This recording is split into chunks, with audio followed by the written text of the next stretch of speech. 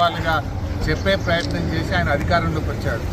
కానీ ఇవాళ అవే యూట్యూబ్ ఛానళ్ళు నీ అక్రమాలను, నీ మాట తప్పిన తీరును, నీ మోసాలను ఎండగడతా ఉంటే ఇవాళ యూట్యూబ్లను తక్కువ చేసి మాట్లాడడం అనేది చాలా విడ్డూరంగా ఉన్నది.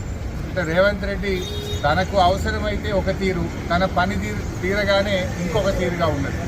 ఓడదాటేదాకా ఓడమల్లప్ప, ఓడదాటినాక బోడమల్లప్ప. ఈ యూట్యూబ్లోనే వాడుకున్నావు కదా.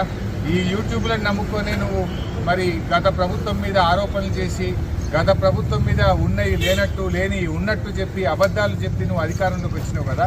అవే యూట్యూబ్లు నీ బండారాన్ని బట్టబయలు చేస్తుంటే, నీ అవినీతిని బయటపెడుతుంటే, నీ యొక్క డొల్లతనాన్ని, నీ మాట తప్పిన తీరును, నువ్వు ప్రజల్ని మోసం చేసిన విషయాలను బయటపెడతా ఉంటే ఇవాళ నువ్వు తట్టుకోలేకపోతున్నావు.